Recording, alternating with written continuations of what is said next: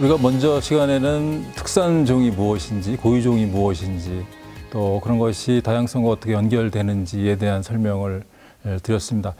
너무 귀하다는 얘기만 자꾸 하니까 귀함이 좀 이제 낮아지는 경우도 있는데요.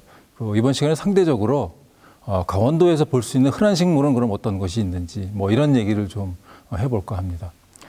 강원도는 18개 시군으로 구성되어져 있습니다. 면적도 굉장히 이제 다양한데요. 그 중에서 특히 홍천군 같은 경우에는 우리나라에서 군 단위 치고는 가장 넓은 면적을 갖고 있는 그런 지역도 있습니다. 그러다 보니까 희귀하고 특이한 그런 식물들이 많이 분포한다고 말씀드렸는데 건물 밖으로 나가면 지천으로 보이는 게 식물이죠. 그렇지만 그런 것이 강원도에만 볼 수 있는 거라면 또 다른 의미를 갖고 있겠죠. 제일 먼저 말씀드리고 싶은 것이 석회암지대에 분포하고 있는 식물입니다. 그래서 우리나라에는 석회암지대가 주로 충청북도 단양, 또 강원도에는 영월, 정선, 태백 이런 지역이 해당되어지게 되는데요. 이런 지역에 가면 석회암지대만 좋아하는, 그래서 우리가 그런 식물들을 호석회성 식물이라고 합니다. 그래서 그 호석회성 식물들이 주로 많이 분포하고 있는데 그 종류들은 우리가 흔히 보는 식물들하고 많은 차이가 있게 됩니다. 그래서 우리나라의 석회암지대에서만 살고 있는 식물이 얼마나 되는지를 조사했더니 120종 정도가 된다고 그래요. 그래서 그 120종에 해당되는 것들은 그 동네에 가면 특히 많이 볼 수 있다. 그러니까 영월 지역, 정선 지역, 또 단양 지역 이런 데 가보게 되면 우리가 흔히 봤었던 산에서의 식물하고는 전혀 다른 그런 형태가 되어지게 됩니다. 가장 흔한 예를 들겠습니다. 여러분들 회양목이라고 아세요? 도장나무라고 부르는 겁니다. 예. 그 도장나무를 보게 되면 학교라든가 또는 어디 공원이라든가 그런 공원을 경계 짓는 그런 경계 수로, 즉 울타리 형태의 것으로 많이 활용이 되어지고 있게 되죠. 그런데 사실은 이 회양목은 석회암지대에 가야지만이 제대로 된 야생하는 회양목을 만날 수가 있습니다. 그 정선이나 이런 데 가게 되면 이제 바위 같은 것들이 많이 있는데 그 바위 틈에서 자라고 있는 키 큰 나무들의 대부분이 회양목이다라고 생각하면 될 정도로 아주 석회암을 대표하는 그런 식물이 됩니다. 여러분 잘 아는 노간주나무라고 하는 것들도 있습니다. 이것도 이제 시골에서는 울타리로 많이, 왜냐하면 이제 침엽 형태로 되어져 있기 때문에요. 울타리로 많이 활용을 했었는데 이거 역시 석회암지대를 대표하는 그런 종류라고 생각을 하시면 되겠습니다. 석회암지대의 마지막 예로서 가장 재미있게 말씀드릴 수 있는 식물이 한 가지 있는데요. 바로 개병풍이라고 하는 식물입니다. 이거는 아마 우리나라에서 초본류 중에서는 가장 넓은 잎을 갖고 있는 종류가 되고요. 꽃줄기가 올라오는데 그 꽃줄기의 길이가 한 2m 정도 됩니다. 그 다음에 수수 같은 꽃처럼 이렇게 뭉쳐서 피는데 흰색 꽃이 피게 되고 그렇습니다. 그래서 우리나라 덕황산이나 또는 태백 지역들 이런 지역에서 주로 많이 알려져 있었는데 개병풍 같은 경우에는 탁 만났을 때 이제 잎이 그 연꽃의 잎처럼 이렇게 둥그런 모양들로 되어져 있게 됩니다. 그리고 연꽃은 이제 가장자리가 밋밋하지만 얘네는 가장자리가 약간 톱니가 있어서 그 톱니 때문에 잎이 더 훨씬 더 예뻐 보이는데요. 대신 이제 강한 털들이 많이 있어가지고 험상궂은 그런 모양을 하기도 합니다.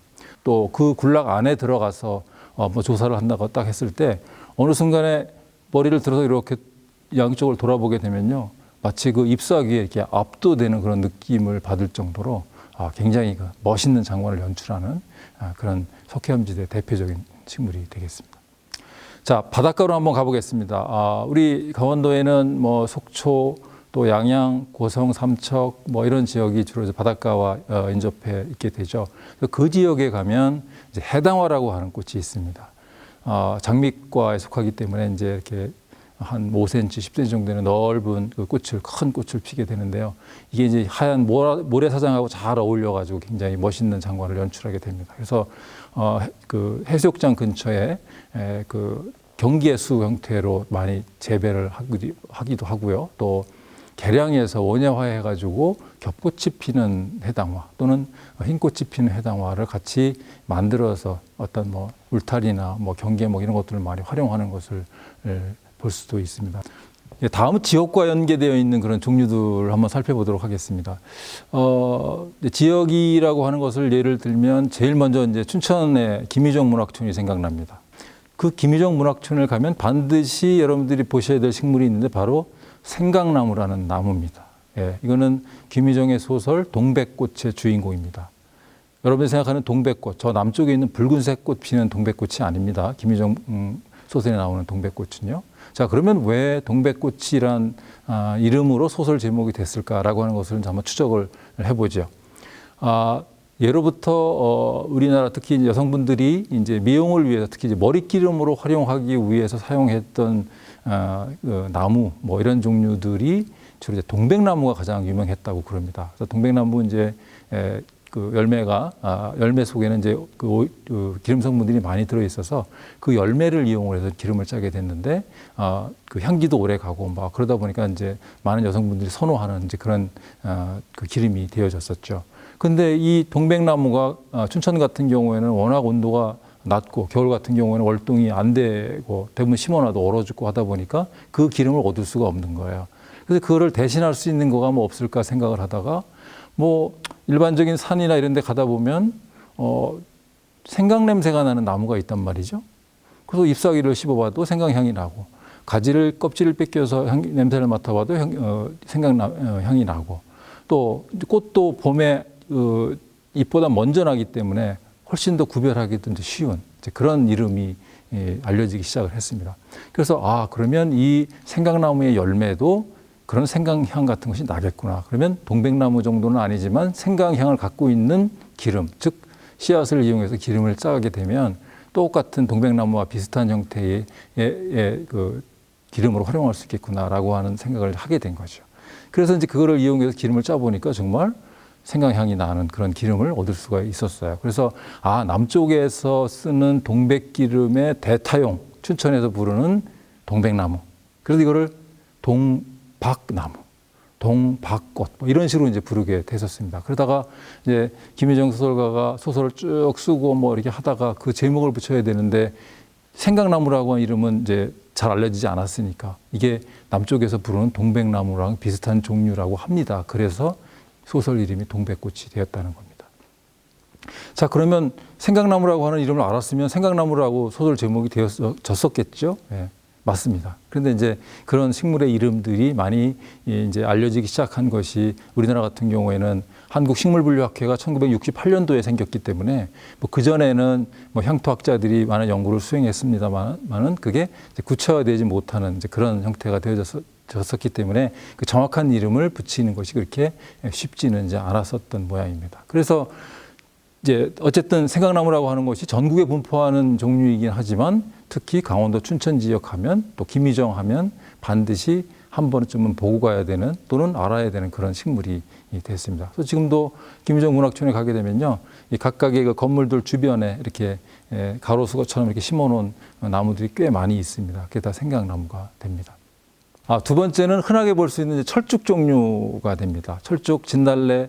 그래서 뭐 진달래를 이용해 가지고 화전을 부쳐 먹고 또 술을 빚어서 뭐 두견주라고 하는 이름으로 이제 식용으로 하기도 하고 막 그랬는데요. 그래서 시골에 가면 진달래라고 하면 모르고요, 참꽃이라고 해야 압니다. 진짜 먹을 수 있는 꽃이라는 의미가 되겠죠. 그러면 상대적으로 비슷한 꽃이 피는데 못 먹는 꽃이 있느냐? 그렇죠. 그 못 먹는 꽃이 바로 철쭉입니다. 그래서 사람들이 그것을 못 먹는 꽃, 그래서 앞에 개자를 붙여서 개꽃이라고 부르게 되고 하죠. 그런데 진달래와 철쭉을 동시에 갖다 놓고 비교해 보게 되면 사람들이 다 똑같이 철쭉 또는 진달래 이렇게 동일시하게 됩니다.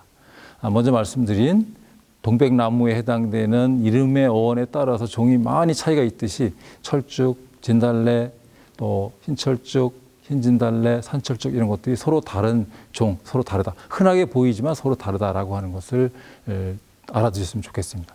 또 한 가지는 이제 소나무 종류입니다.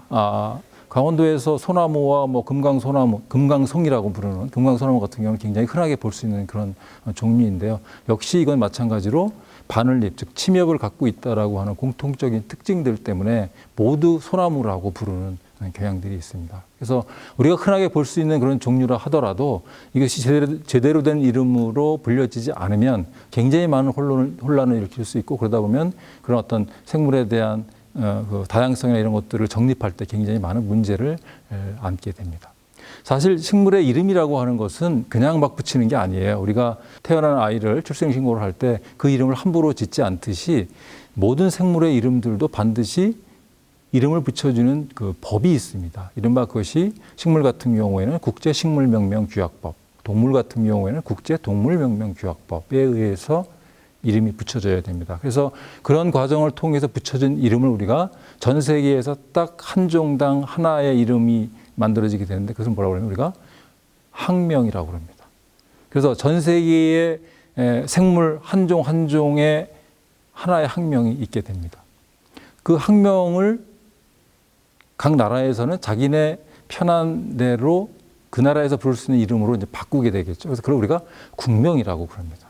그래서 학명과 국명이 동시에 쓰여져 있어야지만이 그 제대로 된 이름, 즉 출생 신고를 했을 때 이제 주민등록번호가 나오게 되고 그 주민등록번호가 나오게 되면 이제 비로소 우리나라 국민이 되듯이 역시 식물들도 마찬가지입니다. 반드시 그 명명규약법에 의해서 붙여진 이름이 이래야만이 반드시 하나의 식물 종으로서의 가치가 인정된다는 것입니다. 그래서 이참에 어떤 생물의 이름을 부를 때는 반드시 국제식물명명규약법에 의해서 붙여진 학명과 국명을 반드시 불러주는 것이 가장 중요하다. 그래서 흔하지만 그 흔한 종류들 이름 하나하나가 다 붙여져 있다라고 하는 것을 알아두시면 좋겠습니다.